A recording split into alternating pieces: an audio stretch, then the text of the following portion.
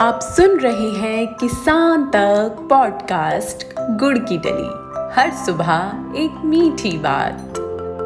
नमस्कार, मैं हूं संध्या बेस्ट और आज की मीठी बात जुड़ी है बागवानी किसानों को लेकर। आजकल कई किसान फसलों की खेती न करके बागवानी की तरफ आगे बढ़ रहे हैं। इसी को देखते हुए सरकार ने बागवानी किसानों को लाभ पहुंचाने के लिए एक नई स्कीम शुरू की है। यह स्कीम सब्सिडी जारी करने को लेकर है।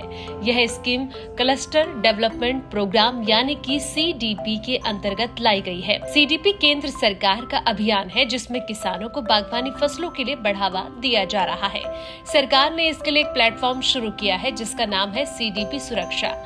CDP सुरक्षा के जरिए सरकार देश में बागवानी फसलों पर फोकस बढ़ाना चाहती है, क्योंकि देश के कृषि क्षेत्र में बागवानी का 1/3 हिस्सा है। हाल के वर्षों में बागवानी फसलों की खेती में बम्पर उछाल देखा गया है। साल 2010-11 में बागवानी फसलों की उपज 2400 लाख टन से बढ़कर 2020-21 में 3340 लाख टन हो गई है। DP सुरक्षा एक डिजिटल प्लेटफॉर्म है जहां किसान बागवानी फसलों के लिए आसानी से और कम समय में सब्सिडी का लाभ ले सकते हैं। इस प्लेटफॉर्म के जरिए किसानों के बैंक खाते में ₹E वाउचर के जरिए सब्सिडी का पैसा दिया जाता है। इस प्लेटफॉर्म पर किसान अपने मोबाइल नंबर से लॉगिन हो सकते हैं और सब्सिडी के अलावा अन्य कई सुविधाओं का लाभ उठा सकते हैं। इतना ही नहीं, किसान इस प्लेटफॉर्म पर लॉगिन होकर बीज, नर्सरी और पौधे का ऑर्डर दे सकते हैं। किसान का ऑर्डर प्लेस होने के बाद पोर्टल पर ही बीज या पौधे का पैसा चुकाना होता है।